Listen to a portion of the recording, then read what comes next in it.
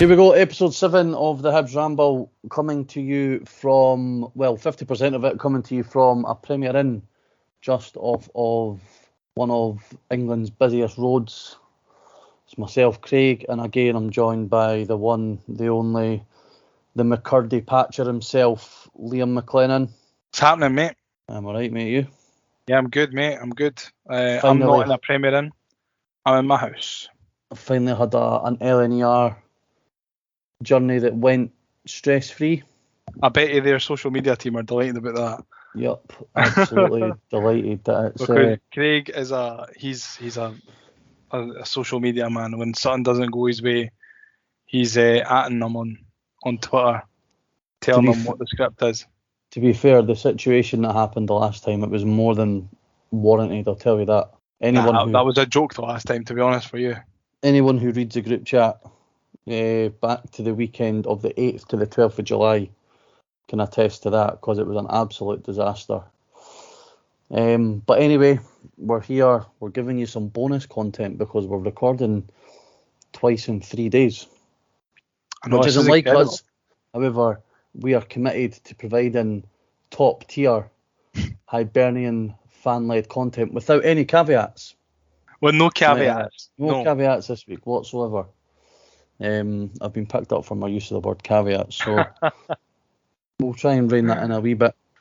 Right, so we'll start by talking about yesterday's victory, 1-0 over Kilmarnock at Easter Road. Obviously, the wheelings and dealings in the transfer window on Thursday night, that we've already covered. There was that sort of will he, won't he scenario with McCurdy, with the deal being approved, the deal not being approved by FIFA, UEFA, SFA, fucking whoever else needed to be involved.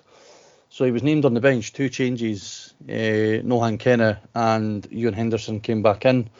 Dropping out was Jake Doyle-Hayes and obviously Christian Doidge because he's away to yesterday's opponents. Callum seemed to suggest that the team was going to be a diamond. Yeah. I mean, for what I've seen at Easter Road, like in the famous 5, because I'm higher up, it certainly didn't look like a diamond. It looked more like a 4-1-4-1. It's difficult to tell from where I'm sitting, to be honest, because I'm quite low, so It's quite difficult to really say. From where I sit, you can just really tell that who's playing left back and right back. But no, Callum did reckon that it was a diamond. I think when the team came out, I wouldn't have been surprised if it was a diamond as well, because those players would have fitted into that. But then you think, where's the width coming from if you're playing a diamond with those players? Yeah. No, I agree. It's based on the lineup. Do you think that was the strongest lineup based on all available personnel? To be, aye, probably. I think so. I quite like Jake Doyle-Hayes, but I prefer Campbell, Kenny, and Newell to him. But I think for me, with everyone that's available at the moment, I was certainly happy to see that starting. Do you think it was the best that we could have had? I would say so. I mean, Patrick McPartlin said in his article the other day that we sort of covered on Friday as well, that he doesn't want to play Henderson. He doesn't want to play Campbell, Jake Doyle-Hayes, and Newell together. Mm-hmm.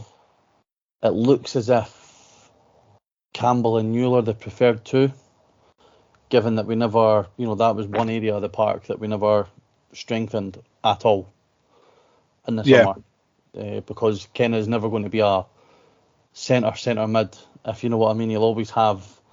He's that holding. Attackers. Yeah, he's always going to have attackers in front of him, regardless of what formation we play. Like I said, I only spotted it when Kilmarnock went to take a goal kick, and Boyle drifted back out to the right. Henderson was on the left, and then Kenneth slotted between the two banks of 4. Mm-hmm. So whether that's just something that comes across as defending goal kicks,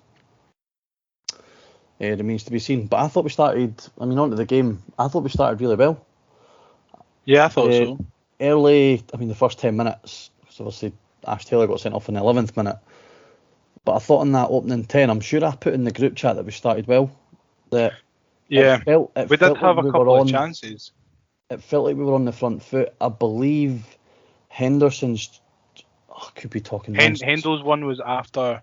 Was Henderson the goal. after the goal? But Ellie Yuan's one, where he forced the goal into a really good save down low to goalie's left. Yeah. He kind of stops on it, turns and fires it. I honestly thought that yesterday would have been the day that Ellie Yuan got his first goal, but it was a really good effort there. I mean, there was matched four. by a brilliant save.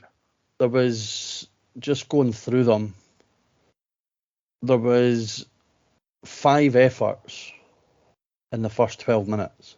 In the first 8 minutes, sorry. Mm-hmm. So that gives you an idea of how sort of front-footed we actually were.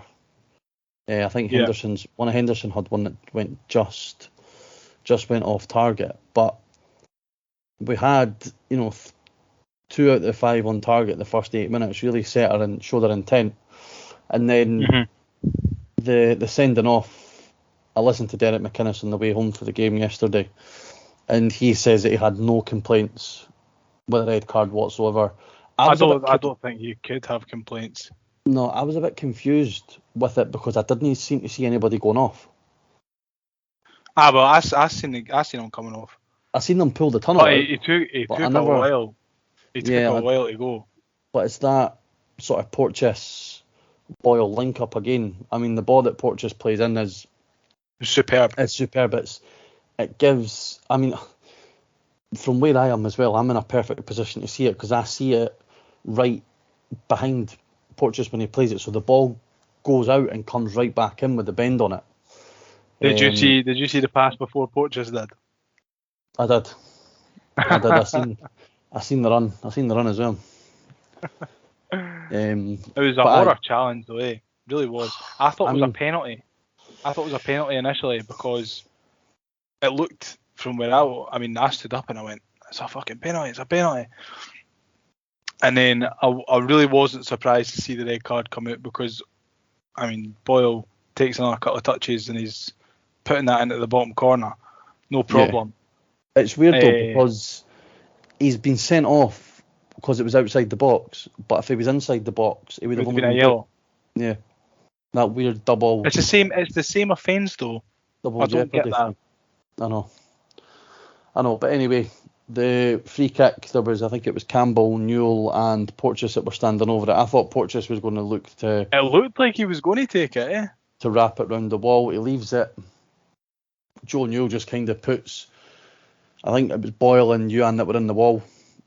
Sort of move out the road that the keeper saves it. And then it just comes back to Newell, and I think first time puts it away right in the bottom corner. And that's...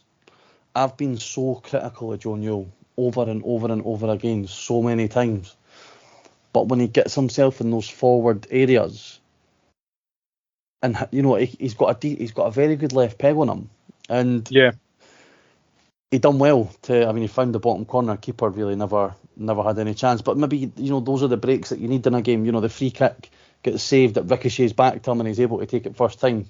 9 times out of 10 that catches a defender's swinging leg and gets put out for a throw-in. So it's nice to be on the side, wee bits of luck like that for a change.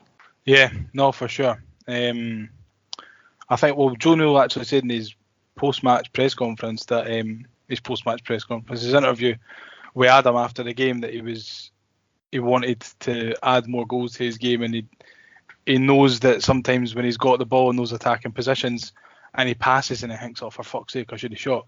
So he obviously has it in his locker because that's not the first good goal, like first half decent strike that he doesn't score tap-ins, Joe Newell. Yeah. So I don't know why he doesn't shoot more often. That one after it was just frustrating though, when you'd think that. Exactly. I think that's exactly what he was talking about. It was that moment, and he thought, why have I passed that there? Mm-hmm. But I think it's kind of ingrained in him now that he doesn't shoot. But if he just kind of let loose and had another pop once in a while, he could get into 5, 6, 7 goals by the end of the season. Mm-hmm. I definitely think that having Kenneth behind him helps. For sure, yeah, because he's playing where Newell used to have to play. Yeah, he's not the greatest on the ball. his use of the ball isn't as good as what you'd expect as somebody who's as highly rated coming for Leeds Academy as what he is. However, the defensive work he does is top notch, and I His think ball recoveries are really good. Yep, and I think it gives Neil that confidence that he doesn't, like he said in his interview, he gets attracted to the ball, he comes too deep, he feels like he has to chase everywhere. Kenny gives him that security that he doesn't need to be getting so drawn towards the ball at times. Mm-hmm.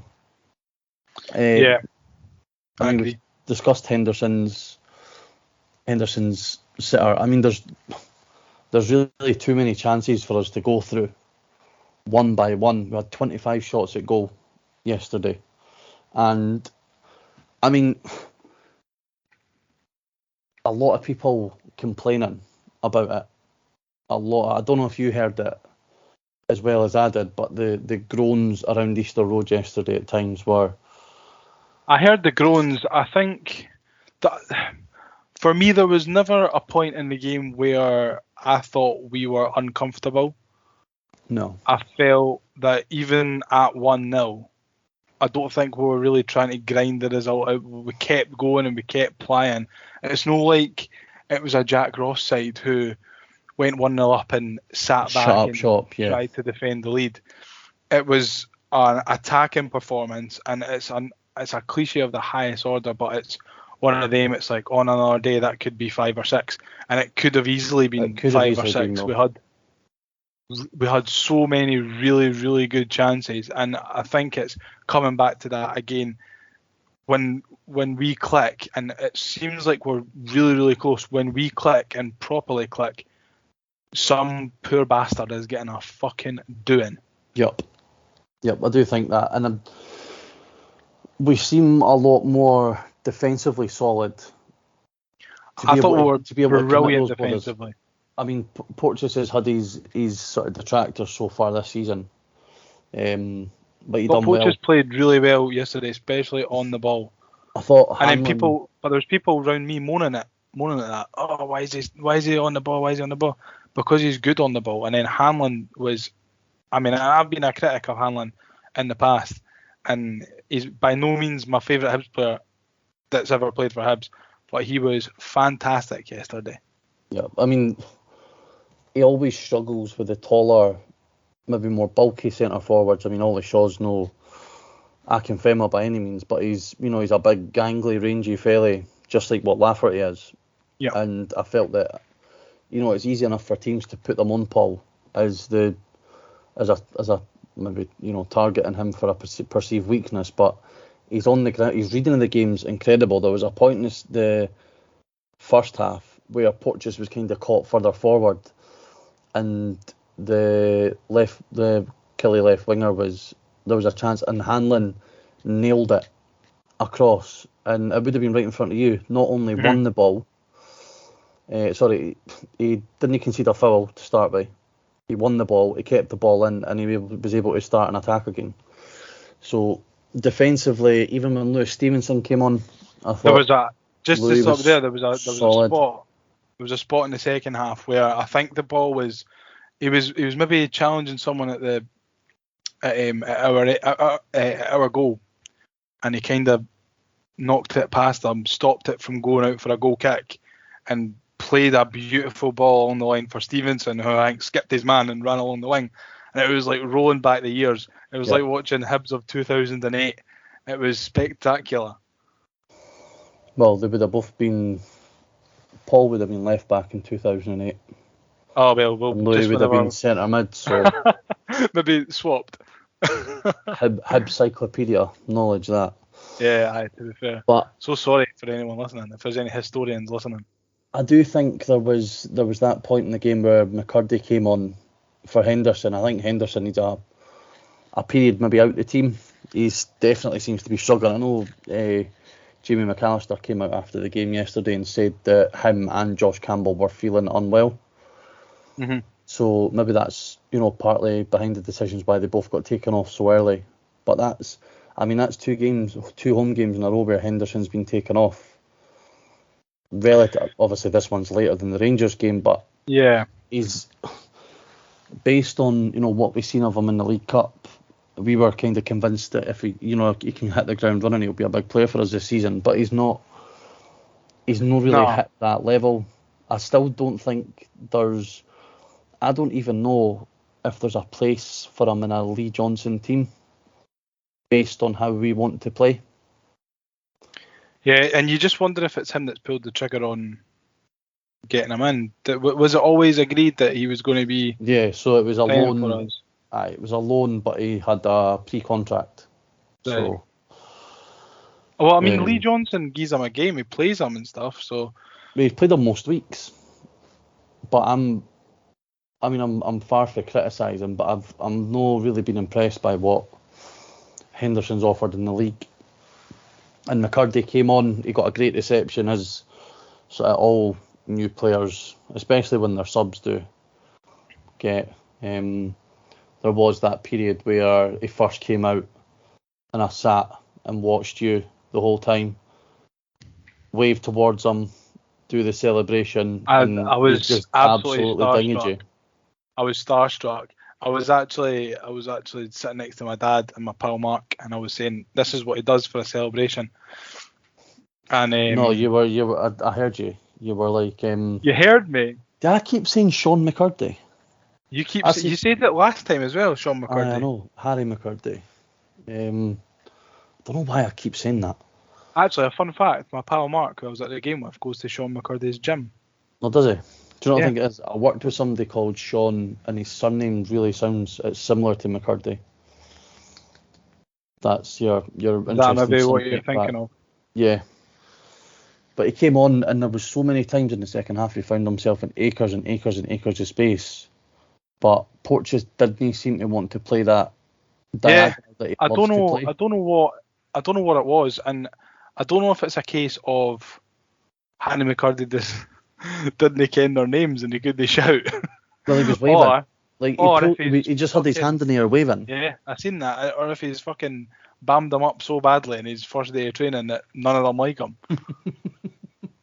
It's maybe that. It's maybe the latter. He's maybe scored a goal in training and pulled out the arrow celebration, and everyone's like, "Who's this cunt?" There's a good chance it has been that. But I mean, it was as comfortable a 1-0 as you're going to get. Just going back to McCurdy, what did you think of him? What did you think of his performance? I thought he looked lively. I don't know if off the left is his best position, but he looks like he was really good. He looks like he'll get into some good areas. He found himself in good pockets of space, like I said, at times in the second half, and he just didn't get the ball for one reason or another. Yeah. I think he came on at 50 minutes, and I made a comment to Emma about 59. I was like, he's been on the park for almost 10 minutes, and I don't think he's touched the ball. Yeah, I felt exactly the same. Although I think he got a couple of good touches in the box. I think he had one touch in the box, and he could have got a shot away and didn't. And then he had the header, which I thought was really good. It was a really good chance, and he did so well to kind of. As well. Yeah, he darted inside to get the header away, which I thought was really good movement.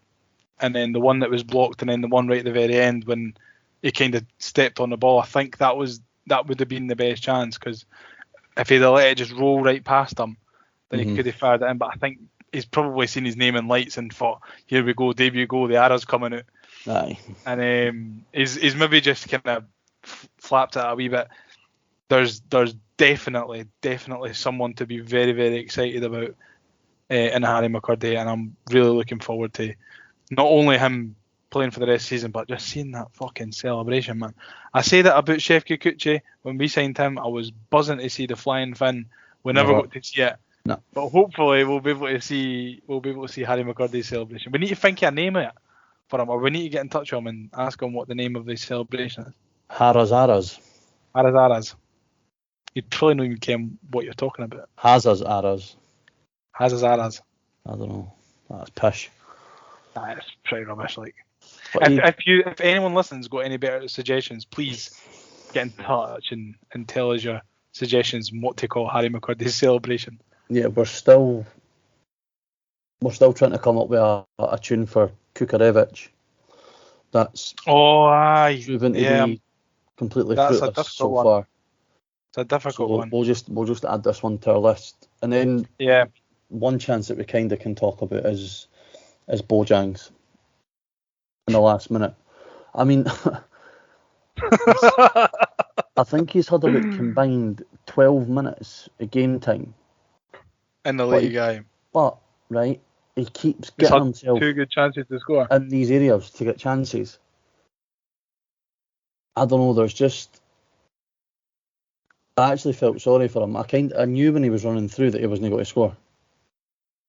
He just seemed so awkward running with the ball, and I don't know why he shifted it to his left when he clearly isn't. I mean, I don't know if his left is his dominant side. I think maybe he's trying to shift it to his left and then kind of slot it in the far corner, down goalie's left. I mean, I've hit a flyaway which would have been a nice than goal. what he hit that. Like it was almost like it was like when you accidentally push the power button on FIFA and it just like rolls it along the deck. But a P-roller.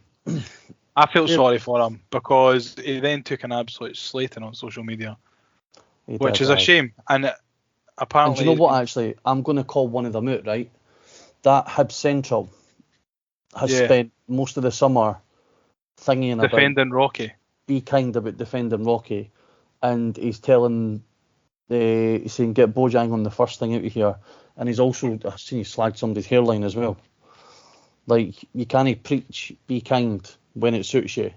Exactly. Either be an arsehole to everybody or be nice to everybody. Don't pick and choose. And I will add, do you know what? I will add an extra caveat. I did say there was going to be no caveats, but I will add one. Anyone that says types would of instead of would have or would have, their opinion should just be completely disregarded and ignored.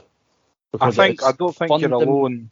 Fundamental grammar English. And it's just it's appalling to see it. I don't think you're alone. I mean, that Hibs Central is a fucking loser. He really is. Whoever it is. I wasn't quite going for that strength, but but whoever it is that runs it, if you're listening to this, please turn off, because the guy is just an absolute pillock, man. Seriously, no time for it. Nah, me neither. So moving on for the game, we've got the first home Premiership review of the season. Which pie is the best in the pie review? Which pie is the best in the pie review? I have made the conscious decision not to provide a review just yet because we're only 3 games in. It's a new catering setup. It's a new, there's new items on the menu. There's everything. So I'm giving it a wee while to bed in and see, because each experience I've had hasn't been great. Well, I've given it 3 weeks to bed in, and I do have a score for us today. To be fair, I've had 2 steak and gravy and 1 scotch, and I'll say that the steak and gravy yesterday, if I was to give it a score, I think we'd get a pretty good one. But I'm not going to give it a good score. And do you know what? I'm going to review Maester Road pie when I get a pie and a bovril. A pie and a Coke in the sun doesn't really seem like good home pie reviewing behaviour. No, I get you. What I had yesterday, I was absolutely starving. I got 2 pies and I got a steak and gravy, but I had also and I can't remember what it was called. It was Mr. Singh's chicken it was like a chicken curry pie, but it was like a proper curry. It wasn't just like chicken curry or chicken tikka. It was like a proper Indian curry, and it was, I'm not being funny, I'm not giving it a score because it's no fair, but oh my god, mate, it was sensational. It was like being chicken balti pie or something. Nah, it wasn't a chicken balti. It was chicken al something. I keep wanting to say Alabama, but it's obviously not that. I'll figure out what it's called. I'll find out what it's called and I'll let you ken. But I'm not being funny. It was like being transported to the streets of New Delhi. I was in a tuk-tuk. I could feel the heat. It was sensational. Chicken was beautiful. Sauce was amazing. It had that's all fine and well, but we're no reviewing the chicken I can. curry effort for We're Hibs. So no reviewing the chicken we'll Alabama. maybe, It do you know what was- we'll do? We'll maybe add in a wee novelty section at the end of the season where we maybe review something out of the ordinary. like donuts and Yeah. just like honourable mentions and stuff. Aye. No, the I would donuts at say Easter Road though, because they're like a £5 each. an honourable mention for the catering staff at Easter Road who somehow didn't have both shutters open in the famous 5 upper at the start of the second at half time, which led to an incredibly weirdly long snake-like queue that was covering fire exits and almost stretching into the toilets. It's a fire hazard, Hibs, that needs to be better than that, I'm afraid, which is why I'm not, because if I was to give my pie review, my service at the kiosks would reflect that. And maybe that's not fair because the away team's only getting one chance. What I would say to that is, we don't care. This is our pie review. We will set the criteria as and when we decide to set the criteria. You can't make me review a pie when I don't want to review a pie. I've had 3. I've not reviewed any of them. We'll leave it at that. To be fair, I've not had 3, and this is my first review. So let's I've hear it. I've actually got an old. Yeah. A steak and gravy pie from the West Stand prawn sandwich kiosks. Steak and gravy pie from the West Stand kiosk. So the temperature, I've gone for a 4, and that is because it was the perfect temperature only after I'd eaten my first pie. So it was that perfect, hotter Wait, than so did lukewarm. you have the chicken first and then the steak? Aye, I had the chicken one first. Aye. Wait, did you get them both at the same time? Aye. That is why you are an athlete, my friend. Absolutely, mate. My body is a temple. I'm a Greek Adonis. Yeah. But it was only the perfect temperature after I'd spent the first few minutes eating my chicken Alabama pie. But it was, I know if I'd bitten it at first, it would have been that little bit too hot. But 4, I think, is really good. Pastry, 2.5, middle of the road. I think it was good. It was not soggy, but it was a little bit chewy. It was weird. It was an odd. On the bottom, aye. No, all round. All round. All round. I think that's going to be a recurring theme. I kind of liked it though, but then I was like, is it perfect? I don't know. So I mean, it's a 2.5. It could easily be a 3, Craig. It could easily be a 3. To make it easier, we're going to have whole scores. We're not going to have half scores. We've not got any half scores so far. So I'll get a 3. Thank you. Fill in. We set the criteria, people. We set the criteria. Fill in. I set the criteria. The fill in is a 4. All right. The fill in was phenomenal. That was definitely the best pie I've had at Easter Road so far. The best filling in a pie I've had this season. Yep, better than Livy and better than St Johnstone. What about we're at 11 out of 20 so far with still the price point to go? We're at 11 out of 20. The film was superb. I did. To be fair, I did enjoy mine. So tender. Yeah, I enjoyed mine. I feel like the pies are better before the game than at half time because they kind of stay on the hot plate and stuff. Who buys a pie at half time? I used to be a half time pie buyer. Nah, before the game. I used to be, but I'm now on before the game. Price 1. Yeah. It's an absolute fucking disgrace. I've said it before. I'll say it again. Pies should be nowhere near £3.85. It's an absolute joke. I know that maybe we've spent a little bit more on the transfer market this summer, but that is absolutely no reason to dwindle us out of £3.85 every week. It's a joke. Will I pay it? Abso-fucking-lutely. But I'm happy about it? Nope. Do you not present your season ticket for the 10% discount?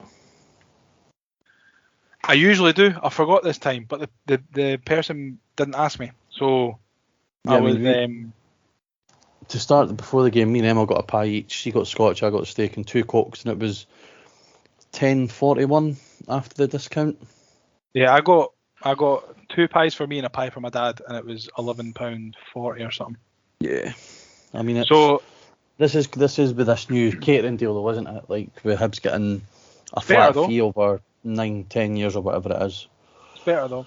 I do still think that they need to get better staff. There was I went back down at half time because Emma wanted another juice and a bit of chocolate, so we got a Twix as well. And a Twix is a superb choice. The chocolate. lassie that served us was just, I was like, can I have a Twix and a Coke? I must have said it to her about 8 times. She then turned with 2 cups and went, do you want diet in both? And I was like, no, I just want Coke in one, like just one juice, like I only asked for one. And then a Twix, like it was just, I'm giving Easter Road, I do think it'll be, I'll confirm my review before the halfway point of the home games. I think that's a good barometer. Probably, a good barometer as to where you're at. Yeah, after the first round of fixtures. We'll probably do it before the break for the World Cup. So which still gives me another 2.5 months. Yeah, my overall review is 12 out of 20, which is joint first at the moment with Livingston, and better than St Johnstone by 3 points. Yeah, I think the price point's going to be the sticking point for us, isn't it? Yeah, I think so. But then again, after the first round of fixtures, or when we've been to all the away grounds, we can kind of see what all the prices are like there, and then you can maybe add a little bit of context to it. So £3.85 might not be that bad if you're. I'll tell you what will be the worst price point, and I can tell you what it's going to be already, and it'll be Celtics for their ridiculous £3.13. I think, or whatever it is. Like, they've not got whole numbers or easy numbers. It's like Capri Suns are like £1.63. Pies are £3.30. Like, no. I'm looking forward to Kilmarnock. Yes. And also their Empire biscuits, because they do good Empire biscuits there. We will. I think there's that Friday night game at Aberdeen as well. An interesting one. But I've never had a good pie at Aberdeen. Nah, I think I'm going to go up early and stay overnight. Oh, aye. Aye. You're going to go out in the tiles? Nah, take the tribe up, get the train up, have a few Shagger Landies, go at the game. But anyway, that's not for here, that's for now. Which pie is the best in the pie review? Which pie is the best in the pie review? I believe you've got some questions for us, Liam. I do. From our 3 listeners. From our 3 listeners, yeah. Of which two come from our pals and one is your old man. So the first question comes from Billy, our good mate, King of the North. Did Barry put Bojang off when he missed his sitter? Nah, I think he would have missed it anyway. I did see something. A tweet though was saying that was. It's a question. It's a question. It's another question. All right. So we'll go to that one next. Actually, it's Ryan Melville. He said I wasn't actually listening to what Barry was saying when Bojangles was through on goal. Was he appealing? That's what I was I can't even read it. Was he appealing for witnesses or sight his bike or something like that? Was he appealing for eyewitnesses who may have spotted his bike around Edinburgh? Yeah, I do think that we should add the comment that Barry's bike has thankfully been found safe and well. Yeah, no, that's good. I think that wouldn't have been funny if it hadn't have been found. But the culprit, I believe, has been apprehended. Barry's not been shy in sharing photos of the culprit across his social media over the last couple of days. Good for Barry though, because he said that the police wasn't helping. Yeah. Good for Barry. Back to Billy. He goes, a serious question. Is Kenny the key in midfield to get consistency out of Joe Newell? I think we spoke about this earlier on, and I think the answer is yes. I believe the answer is also yes. There you go, Billy. It is decided. Haley asks, I think it was Haley who asked last week about the Kukurevich chant, so I'm very sorry that we've not been able to get that done for you, Haley. But do you think, happy to get the win yesterday, of course. Do you think the players are starting to rely on Boyle a bit too much? A lot of passes to him rather than clearly an open player with more space out wide. And I think she's talking about Harry McCurdy. Yeah, I suppose this is what we could. I might say this earlier. about the slow sort of aspect of our play yesterday. I do feel that Porteous does look for Boyle too much. Yeah. Far too much. Whether it be sort of one of those ones dinked in between the fullback and the centre half, or for Boyle to come short. We do need to move the ball a lot quicker. We still created so many chances without doing it, but if we could have moved the ball a bit quicker, like we said before, Elie Youan taking 2, 3, 4 touches when 2's enough. Just sometimes that extra touch gives the opposition that half a second to, because it doesn't take you long to cover a bit of distance. So that extra touch is allowing a defender to get even closer to between the ball and the goal. Yeah. So I do believe we are relying on Boyle on the park a bit too much. And I do think the key to changing that would be moving Elie Youan out to the left and maybe moving McCurdy through the middle. But what I do think we have with those three, especially, is they can all play. Interchangeable. I do believe they can all play, but the only issue for me is that I don't think any of them are out and out centre forwards like what Nisbet is. Yeah. So it's going to be tough to try and find a system that suits all three when all three are more used to playing, coming out to in, rather than being through the middle with their backs to goal almost. Yeah. I hope that answers your question, Haley. I hope that answers your question. Doesn't raise more questions, to be honest, because our pal Craig, he can Hibs ramble on about all that, can he? Next up is Cal, our good mate, Mr. Laidlaw. Are we as a fan base too impatient with players seeing Kennett, McCurdy written off already? Million percent. I don't think I saw anyone writing off McCurdy apart from what Cal shared in the group chat of the people on .net, but I think there's a lot of people were going for Nohan Kennett, after only a couple of games, kind of forgetting that he's never played senior football before. Yeah. But I think we are as a fan base far too quick to write off players. We did it with Joe Newell, we did it with Christian Deutsch. And then you never know what could have happened with Josh Vela and Tom James. They were chased out the club. So rightly so for being absolutely shite. I think all fan bases are very quick to write off players. You look at, don't want to talk about them too much, but Hearts fans yesterday were talking about that boy that they've signed on loan from Wigan, saying Stephen Humpty. Aye. Heavy emphasis on the Humpty. Worst debut in 50 plus years. Apparently. Why don't you watch the highlights and find out? It's like an echo chamber, because we only really follow Hibs fans. You only really see stuff from Hibs fans. So I do think the fan base, like I was alluding to, the whole moaning and groaning and shouting and a couple of boos if the ball went back to Marshall, do you know what I mean? We're not going to score with every attack. I do think there is an element of frustration, for the Jack Ross, Sean Maloney, David Gray, Sean Maloney, David Gray, now Johnson. that last 12 months. But I do think they need to be quicker at moving the ball. But I don't think the fans need to be on them as quick as what they do. Yeah, I think. Yeah, but the thing is, it's obviously been ingrained though. We'll look at it for this way, right? Boyle on Saturday didn't really do a hell of a lot. But you didn't hear folk groaning at him. No. Did you hear folk groaning about Porteous? You didn't hear folk groaning about Marshall. But if I can guarantee you, if Hanlon was to make a mistake, everyone would be on him. Yup. If Kenny makes a mistake, if McCurdy was to make a mistake, I do think we need to exercise more patience overall. And I do think we are sort of guilty. I mean, I'm probably guilty of it myself at times.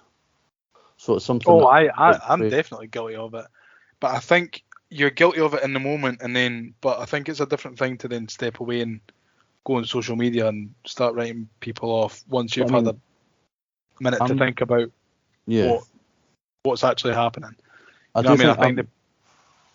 Sorry, on you go. On you go. No, on you go. I think when people, I mean, it's one thing to just go, oh, for fuck's sake, when something like doesn't come off in a game, I don't really think that's showing impatience towards a certain player. I think that's frustration of things not going the way that a supporter would want them to. But I think as soon as you step away from that and then post on social media, this player's shite, that player's shite, and I mean, there was a guy on Twitter, I think it was Freddie, was saying, listen, these players read social media, and I think he was alluding to players coming here for transfers and stuff. This was on Thursday night, before the all the players, stuff kicking off about McCurdy. Players do read social media, and players will, like people like Noah and Kenny will go through social media and think, fucking hell. I mean, Rocky Bushiri must have done it.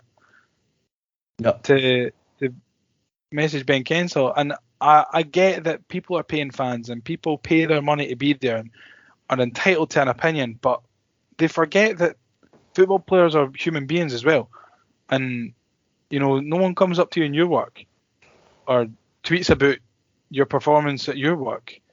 Exactly. And I know that it comes with a job, being a footballer, this, that, and the next thing. But I think people don't really show a lot of common sense and think because footballers get paid a lot more than we do that they can be immune to it, yeah, or abuse every week. I just don't think it's right. No, I agree. I definitely agree. But we'll move on from that. I do think there's a part of that like I've made my feelings clear on Ian Gordon at times, even on that's respectful. Even on Thursday night, like I did say something about the Gordons and their bootlickers. So that's not necessarily a personal dig. However, you do see people posting, like there was one about Ian Gordon on .net, and it was something along the lines of Ian Gordon, Ron giving his fucking idiot son free reign or something. Like as soon as you attack as soon as you make a personal attack, it immediately undermines anything that follows after what you start to say. So I do think exactly. there is an avenue to be critical, but for it to be done in the right manner. I think, especially with the like Twitter and stuff, there's now people find that it's a very grey area between criticism and abuse, which is a shame, because you can be critical of someone without abusing them.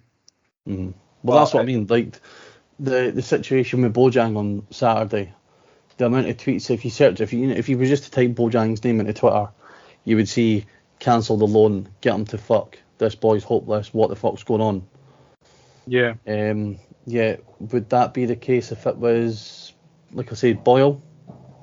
Would we be demanding Boyle get sent the fuck back to the Saudis if he misses an easy chance? Mm-hmm. I don't think it would. Exactly. And just one final question before we wrap up, Craig. John McIntosh asks, what's everyone having for dinner? Well, as I mentioned, I'm in a hotel, so I didn't actually get to have any dinner. I had to settle for one of these.